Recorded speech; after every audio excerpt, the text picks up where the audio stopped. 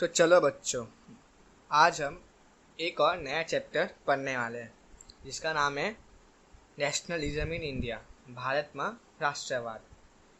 ठीक है। अब इस राष्ट्रवाद है, उस शब्द का मीनिंग क्या होता है? ठीक है, तो सबसे पहले उसे देखते हैं। ठीक है, तो अब वो जन्म कहाँ से लिया और वो क्या था, आज हम उसके बारे में पढ़ेंगे। ठीक है।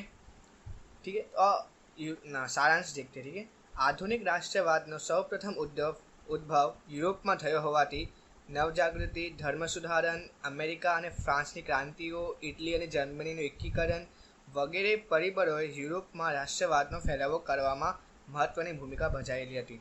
ठीक है, उस टाइम पे जो वेस्टर्न यूरोप था, उस टाइम पे जर्मनी का एकीकरण हुआ था, फ्रांस के अंदर ना रिवॉल्यूशंस हुए थे, क्रांति हुई थी, अमेरिका में क्रांति हुई थी। तो उस सब से वहाँ पे यूरोप में राष्ट्रवाद बहुत फैला था। ये जो फीलिंग है राष्ट्रवाद की, वो बहुत फैली थी और वही कुछ अपने इंडिया के अंदर भी फैलने लगी। ठीक है, अब इंडिया के अंदर फैलने लगी, उसके कारण क्या थे, कैसे फैला, क्यों फैला, अभी हम वो देखते हैं। ठीक है, तो राष्ट्रवाद मतलब क्या होता है कि अपने देश के लिए, अपने देश की भावना के लिए अपना तन मन धन सब न्योछावर कर देना। ठीक है, आज अपने जो सैनिक जो करते हैं, जो बॉर्डर पे लड़ाई करते हैं, अपना तन मन धन सब न्योछावर करते थे देश के लिए। तो वही उस टाइम पे राष्ट्रवाद का मतलब था कि अपने देश के लिए अपना तन मन धन जो हो सके वो न्योछावर कर देना। ज़रूरी नहीं है जान देकर ही आप ना भारत के लिए कुछ कर सकते हो, आप ऐसे कुछ अच्छा काम भी कर सकते हो जिससे भारत का नाम और आगे बढ़े। तो उसको कहते हैं राष्ट्रवाद की भावना। ठीक है, तो અંગ્રેજ શાસન પહેલાં આપણા દેશમાં રાજકીય એકતાનો અભાવ હોવાથી ભારતના નાના મોટા રજવાડામાં વહેંચાયેલું હતું। पता ही है ये सबको कि स्टार्टिंग में जब राष्ट्रवाद की भावना नहीं थी, 1857 की संग्राम के बाद राष्ट्रवाद की भावना अपने हिंदुस्तान में धीमे धीमे फैलने लगी। तो उसके पहले देश अलग अलग टुकड़े में बटा हुआ था, अलग अलग देशी रजवाड़े थे जो एक दूसरे से नफरत करते थे या लड़ाई भी करते थे, कुछ दोस्त भी थे, पर सब अलग अलग थे, कोई एक साथ नहीं था। तो उसी का फ़ायदा उठा के अंग्रेज़ों ने भारत को राजा को हरा के, ये नीति को इन्हीं नीति से भारत के राजा को हरा के उन्होंने भारत पे अपना कब्जा जमा लिया था। ठीक है, उन्होंने भारत पे अपना राज स्थगित कर लिया था। ठीक है, अपना राज भारत पे स्थापित कर दिया था उन्होंने। આમ અંગ્રેજોએ ભારતના ઘણા રાજ્યોના હરાવીને મોટા ભાગના ભારત ઉપર પ્રત્યક્ષ કે પરોક્ષ રીતે અંકુશ સ્થાપ્યો અને એક સરખું વહીવટ તંત્ર અમલમાં મૂક્યું। ठीक है, जब अंग्रेजी रूल करे थे तो उन्होंने एक जैसा ही वहाँ पे हर जगह रूल अपना बनाए रखा था। ठीक है, तो वो था अपना सबसे पहला कारण, जो राजकीय कारण था। ठीक है, अभी हम धीमे धीमे 6 कारणों पढ़ने वाले। उसमें सबसे पहला कारण था राजकीय, कि जो ब्रिटिशर्स ने जो धीमे धीमे करके सारे राष्ट्रों को हथिया लिया था, तो उसकी वजह से भी लोगों के बीच जो लोग थे, जो राजा थे, उनके बीच में राष्ट्रवाद की भावना फैलने लगी कि हाँ, हमें अभी हम सबको एक मिल के इनके बारे में सोचना चाहिए, भारत के बारे में सोचना चाहिए। दूसरा कारण था आर्थिक। ठीक है, जब जैसे मैंने पहले की वीडियोस में सिखाया आप लोगों को कि अंग्रेज के आने के बाद भारत का जो जो गृह इंडस्ट्री था, जो लघु जो इंडस्ट्री थी, बिजनेस थे, ठीक है, गृह उद्योग, वो सब नष्ट हो चुका था। ब्रिटिशर्स इंडिया से माल लेके ब्रिटिश में माल बनाते थे इंग्लैंड में, और वही माल को कम टैक्स में इंडिया लेके आते थे और इंडिया के माल के ऊपर खूब ज़्यादा टैक्स लगाते थे। तो इससे क्या होता था, इंडिया का माल इंडिया में ही महंगा हो जाता था। और कोई चीज़ 5 रुपये की मिल रही है और वही दूसरी चीज़ 10 रुपये की मिल रही है, तो लोग 5 रुपये की चीज़ें खरीदेंगे ना। तो इसकी वजह से इंडिया की चीज़ इंडिया में महंगी होने लगी, क्योंकि ब्रिटिशर्स ने उसके ऊपर टैक्स बहुत लगा दिया था और अपने माल के ऊपर टैक्स बिल्कुल नहीं लगाया था। तो इससे इंडिया का जो वो गृह उद्योग था, जो छोटे छोटे जो इंडस्ट्रीज थी, बिजनेस था, वो ठप हो गया, वो बंद हो गया। तो वो आर्थिक कारण था। ठीक है, फिर तीसरा कारण वाहन और संदेश व्यवहार। ठीक है, जैसे हमने बताया था आपको 1853 में जब रेल चालू की थी, रेलगाड़ी, तब वो तो ब्रिटिशर्स ने अपने पसंद के लिए, अपने यूज़ के लिए किया था, अपने हेतु, अपने कार्य के लिए उन्होंने वो चालू किया था। पर और संदेश व्यवहार जो 1854 में टेलीग्राम पोस्ट चालू किया था, वो सब उन्होंने अपनी सुविधा के लिए किया था। लेकिन इससे भारतीय को भी फ़ायदा हुआ। कैसे भारतीय को फ़ायदा हुआ?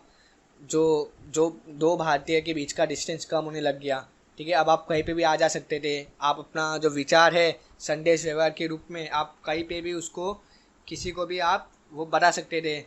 आप जो बाहर के देशों में जो हो रहा है आप वो जान सकते थे, ठीक है। तो जैसे यहाँ पे इसमें लिखा हुआ है कि जो रेलवे है, तार है, टपाल है, ठीक है, वो सब उन्होंने अपने लश्करी और आर्थिक तथा राजकीय कारणसरी निकासવામાં આવ્યા था, ठीक है। जैसे कि उन्होंने वो अपने लिए ही किया था, लेकिन फिर बाद में वो जो यूज था, जो वाहन था, संदेश व्यवहार था, वो इंडिया के लिए भी बहुत अच्छा साबित हुआ। તેમને સંપર્કો વ્યવસ્થાથી જ્ઞાતિ કોમ અને પ્રદેશના भेदभाव ઓછો થયો। क्योंकि दो प्रदेश के इसमें आने जाने लगे थे लोग, तो उनसे उनका भेदभाव भी कम हुआ। और जो नेता थे वो नेता संदेश व्यवहार के कारण जो टपाल जो पोस्ट थे उनसे वो ज़्यादातर लोगों के बीच अपनी बात पहुंचा सकते थे, ठीक है। तो जो राष्ट्रवाद की जो भावना है वो बहुत तेज़ी से फैलने लगी, ठीक है। चौथा क्या है, शिक्षण અને સાહિત્ય, ठीक है।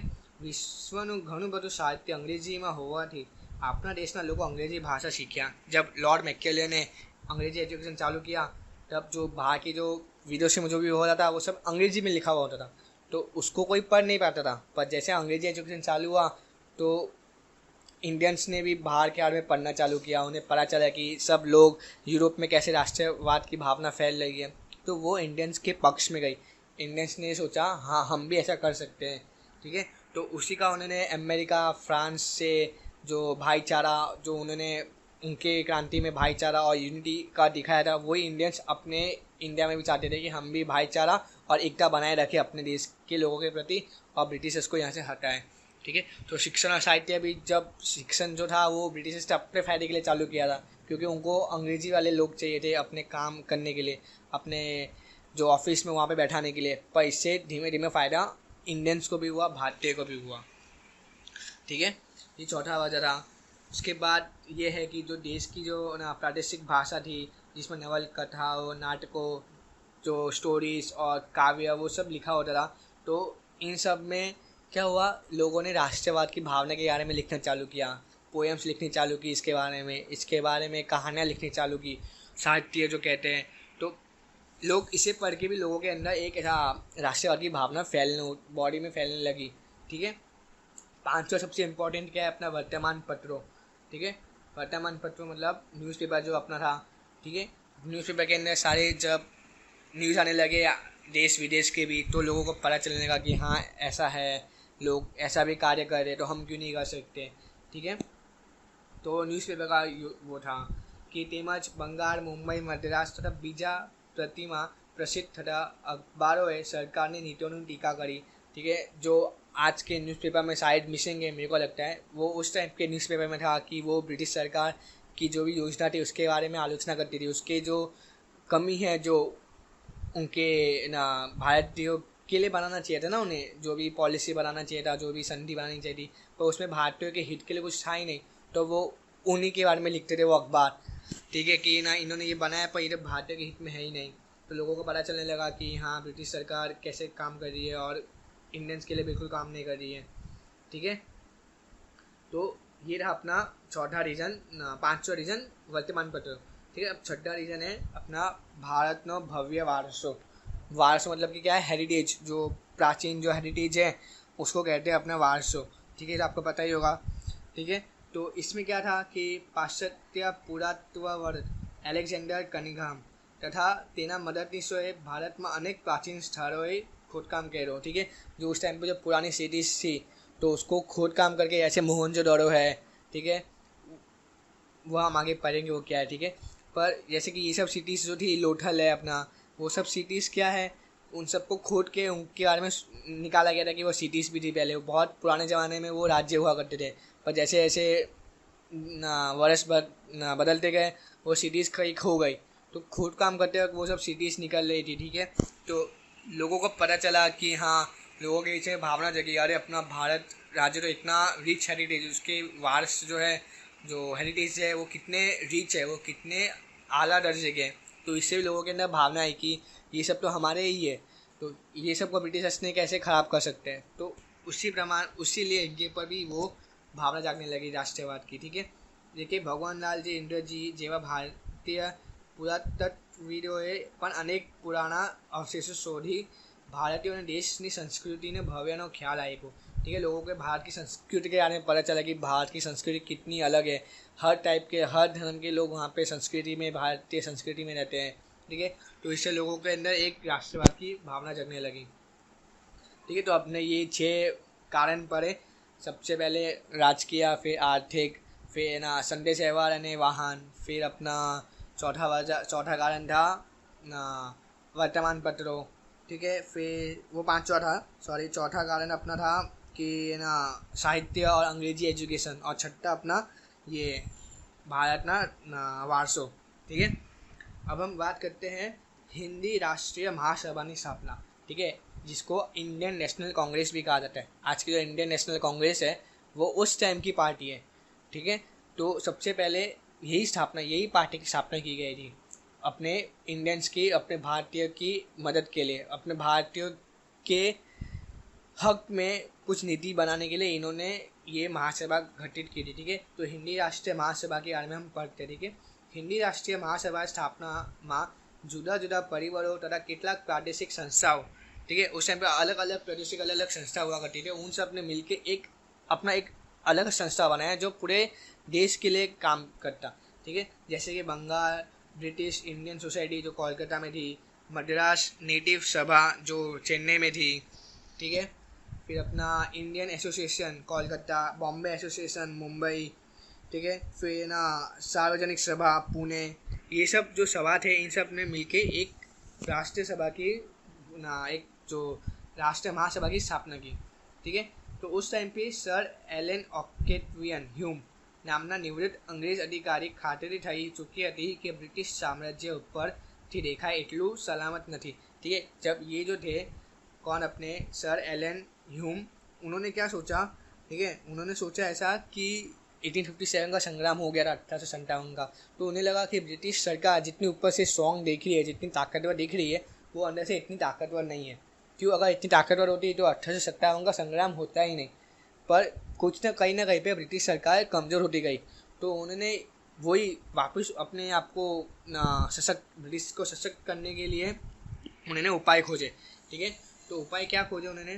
ठीक है, उन्होंने सोचा कि 1857 ने स्वतंत्र संग्रामની घटना ફરીથી ન બને તે માટે બંધારણીય संस्था સ્થાપવાનો विचार तत्कालीन वाइसरॉय डफरिन ने समझावी કરવામાં આવ્યો। ठीक, इन्होंने कहा कि 1857 का वापस नहीं हो संग्राम, वो तो फेल हो गया था, तो अगर दोबारा ऐसा कभी हो और वो पास हो जाए, मतलब कि सक्सेस हो जाए, तो ब्रिटिश सरकार एकदम नीचे आ जाएगी, एकदम बाहर होने की हालत में आ जाएगी। तो उन्होंने वो सोचा कि हम इन लोगों की हेल्प के लिए इन्हीं लोगों के एक महासभा गठित करने को कहेंगे जो इनके लिए काम करेगी और हमें बताएगी हमें इनके लिए क्या क्या काम करना चाहिए। ठीक है, उस टाइम पे खाली कहने की बात थी। ठीक है, तो ये जो है सर ए.ओ. ह्यूम, उन्होंने क्या किया, प्रत्यक्ष ने दिसंबर 1885 में हिंदी राष्ट्रीय महासभा की स्थापना કરવામાં આવી। ठीक है, तो ये सवाल पूछते हैं कि हिंदी राष्ट्रीय महासभा की स्थापना किसने किया था, तो सर ए.ओ. ह्यूम। ठीक है, ऑप्शन में ए.ओ. ह्यूम आएगा तो उस पर टिक कर देना आपको। ठीक है, फिर अपना है कि उसका सबसे पहला अधिवेशन, सबसे पहली मीटिंग कहाँ हुई थी आपको वो भी याद रखना है। तो उसकी सबसे पहली मीटिंग कहाँ हुई थी, 28 दिसंबर को। ठीक है, 28 दिसंबर 1885 के रोज़ उनकी सबसे पहली मीटिंग हुई थी और उसके अंदर उनका प्रमुख पद किसको मिला था, व्योमेश चंद्र बैनर्जी। ठीक है, तो दो नाम आपको याद रखने के, व्योमेश चंद्र बैनर्जी जो उनके प्रमुख थे हिंदी राष्ट्रीय महासभा की, और सर ए.ओ. ह्यूम ने उसकी स्थापना की थी। और ये पहली मीटिंग कहाँ हुई थी, 28 दिसंबर 1885 को। ठीक है, फिर उन्होंने अब क्या काम किए, अभी उसकी एक झांकी देखते हैं। ठीक है, तो आम भारतना जुदा जुदा प्रदेशोंમાંથી 72 प्रतिनिधियों हाजिरी आपी। ठीक है, उस मीटिंग में अलग अलग राज्यों से, अलग अलग जगह से 72 लोगों ने यहाँ पे पार्ट लिया था, जो अलग अलग प्रांत, अलग अलग प्रदेश से आए थे और अपनी वहाँ की प्रदेश की बात वहाँ रखने आए थे। क्योंकि एक रिप्रेजेंटेटिव करते हैं ना, जैसे अपना एमएलए हो गया जो अपने राज्य, जो अपने एरिया की बात करता है, ऐसे 72 अलग अलग प्रतिनिधि आए थे, जिसमें कौन कौन थे, दादा भाई नवरोजी, गोपाल कृष्ण गोखले, फिरोज शाह मेहता, बदरुद्दीन तैयब जी, केटी तेलंग, दिनाशा वाक्छा वगैरह मुख्य आवेगान होता। ठीक है, ये सब आप जानते हो कि ये सब बहुत बड़े पॉलिटिकल लीडर्स थे उस टाइम के। ठीक है, तो ये सब उसमें हाजिर थे।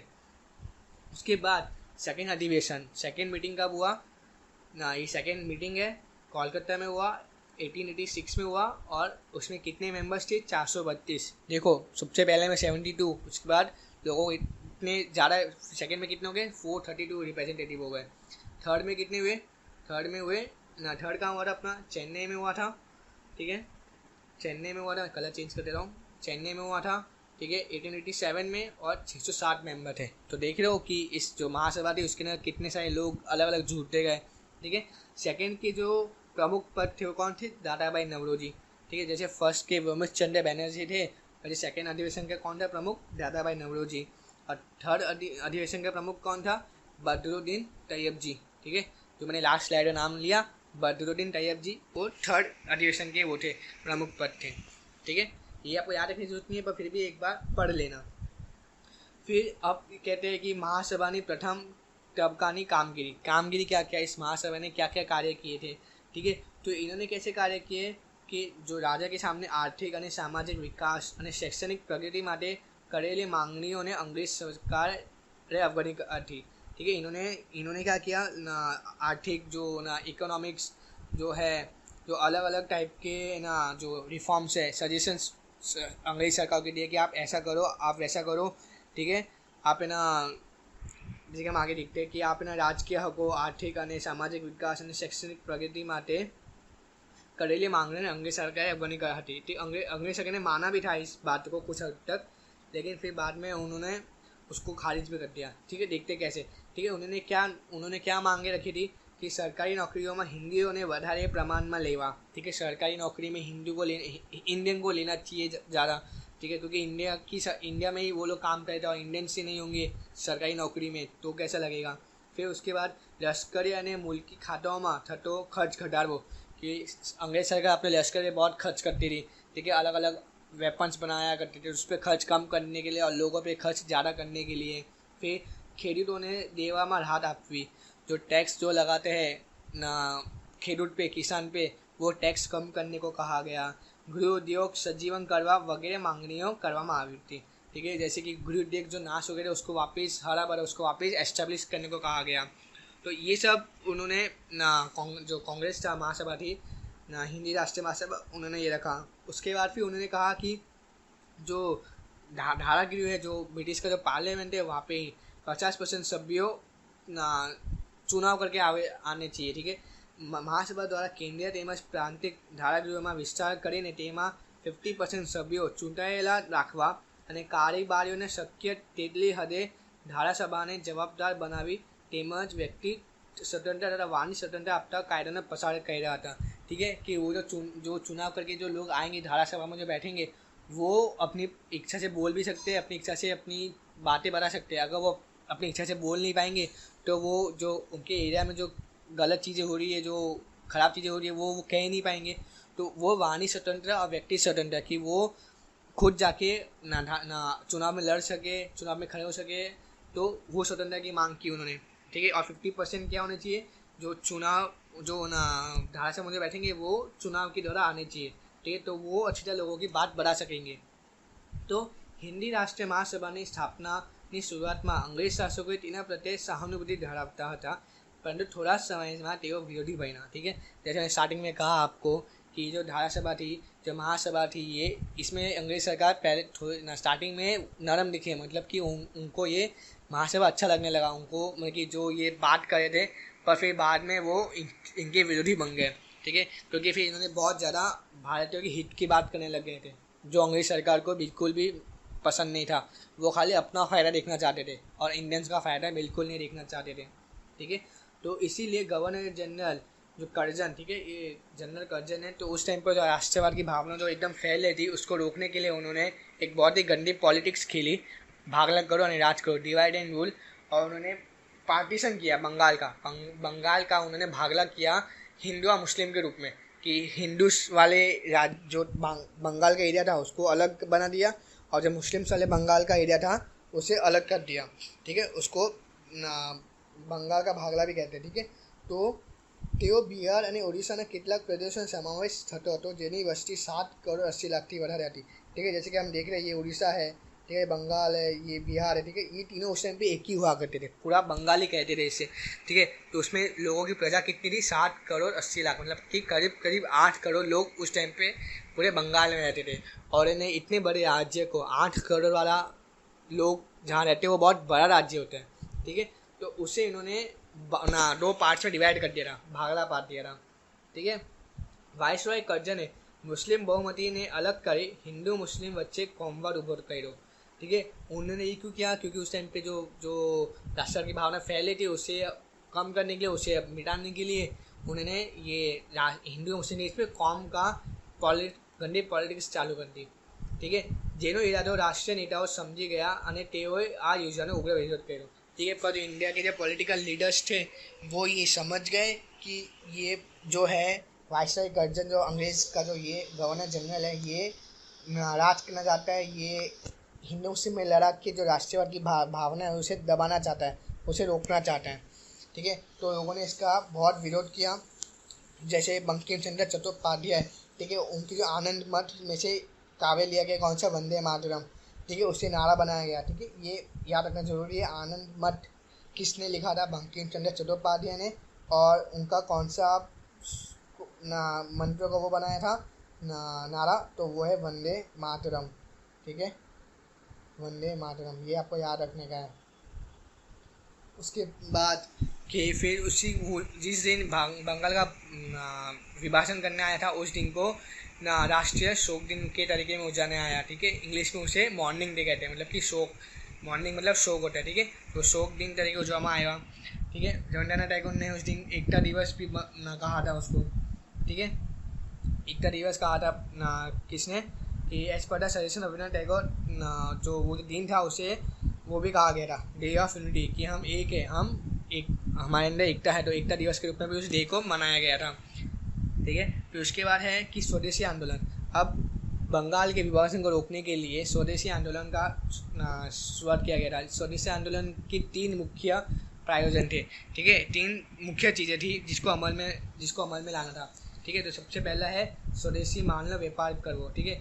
जो स्वदेशी माल है हम वही बेचेंगे, हम वही खरीदेंगे, ठीक है। विदेशी माल में बहिष्कार करो, जो विदेशी माल है हम वो बिल्कुल नहीं खरीदेंगे, उससे जला देंगे। और तीसरा क्या था, राष्ट्रीय शिक्षण ले, ठीक है, हम अंग्रेजी एजुकेशन नहीं लेंगे, हम जो राष्ट्रीय शिक्षण है हम वो लेंगे, ठीक है। फिर अपना स्वदेशी आंदोलन में जो सुरेंद्रनाथ बनर्जी, बिपिन चंद्र पाल, अरविंद घोष, ये सब मुख्य नेता थे जिन्होंने बढ़ चढ़ के आगे बढ़ के इस पे स्वदेशी मूवमेंट को, स्वदेशी आंदोलन को सक्सेसफुल किया था, ठीक है। परिणाम में क्या हुआ, जो इंग्लैंड के जो बूट जो भी वस्तु थे इंग्लैंड से वो महंगी पड़ने लगी, क्योंकि लोगों ने वो खरीदना बंद कर दिया। लोगों ने जो राष्ट्रीय की जो इंडियन जो चीज़ें थी वो खरीदना चालू किया, तो इंडियन चीज़ों की दाम अपने आप गिरने लगे, और जो ब्रिटिश जो सामान थे उसकी मांग रही नहीं, तो वो चीज़ें महंगी होने लगी, ठीक है। तो उसके बाद फिर राष्ट्रीय शिक्षण, ठीक है, जैसे कि उन्होंने उसका विभाजन करने का स्वदेशी आंदोलन चालू किया, उसके उन्होंने जो स्वदेशी अपनाया, विदेशी को बहिष्कार किया, तो उससे अंग्रेजी जो बिजनेस था वो ठप हुआ ही। और तीसरा क्या था पार्ट, राष्ट्रीय शिक्षण। राष्ट्रीय शिक्षण में क्या किया गया, 25 सेकेंडरी स्कूल्स, ठीक है। सेकेंडरी स्कूल मतलब कि 9वीं 10वीं 11वीं कहते हैं ना, 25 वो पूरे देश में चालू की गई। 300 प्राइमरी स्कूल चालू की गई, ठीक है। तो 1901 में विश्व भारती स्कूल शांति निकेतन में चालू की गई, जिसने रविंद्रनाथ टैगोर जी ने चालू करवाया था, ठीक है। तो आपको ये याद रखने का है, विश्व भारती स्कूल किसने चालू करवाया था, तो टैगोर जी ने चालू करवाया था, ठीक है। उसके बाद जो 1911 में अंग्रेज सरकारे બંગાળના ભાગલા રદ કરવાની ફરજ પડી, તેમજ પ્રજાઓને શાંત અને અહિંસક માર્ગ મેળવેલો આ એક યાદગાર અને ऐतिहासिक विजय હતો, ठीक है। पर 1911 में, ठीक है, अंग्रेज़ों ने हार कर जो बंगाल का विभाजन था उसे रोक दिया, उसे कैंसर खारिज कर दिया। और ये सबसे पहली लड़ाई जिसमें भारत विजय हुआ था वो भी बिना खून मारे, बिना किसी को मारे, बिना किसी की जान लिए, बिना किसी की जान दिए उन्होंने ये जीता था, ठीक है। कहते हैं ना शांति और अहिंसक मार्ग पे ये पहली जीत थी इंडिया की, ठीक है। तो ये था बंगाल का विभाजन, ठीक है। अब हम आते हैं जहालवाद विनोद है, ठीक है। जहालवाद मतलब एक्सट्रीमिस्ट, जो अब 2 टाइप के उस टाइम पे हमारे देश में नेता थे, तो अब एक बार हम उसकी बात कर लेते हैं, ठीक है। उस टाइम पे दादा भाई नेहरू जी, सुरेंद्रनाथ बनर्जी, गोपाल कृष्ण गोखले, फिरोज शाह मेहता, ये जब थे ये लोग जो राष्ट्र के हक के लड़ना चाहते थे, वो अपने कॉन्स्टिट्यूशन, अपने बंधारण हक के द्वारा, मतलब कि वो ऐसे नीति बनाना चाहते थे कि इंडियंस को फ़ायदा हो और अंग्रेज सरकार चले जाए।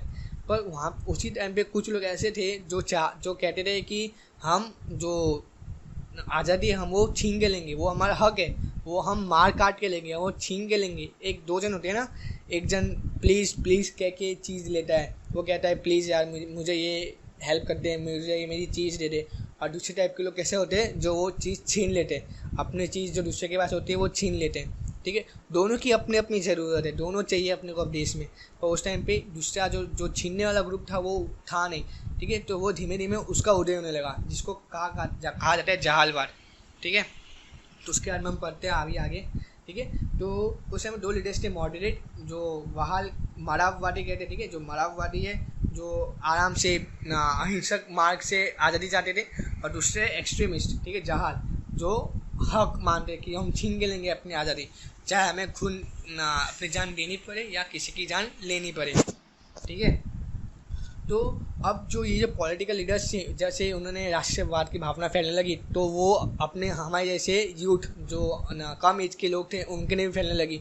और कहते ना कि युवा का खून गर्म होता है। ठीक है, तो वही गर्म खून के लिए उन्होंने कहा, वही गर्म खून उनसे कहती थी कि नहीं, हम छीन के लेंगे आज़ादी, हम मार के लेंगे आज़ादी, हम काट के लेंगे आज़ादी।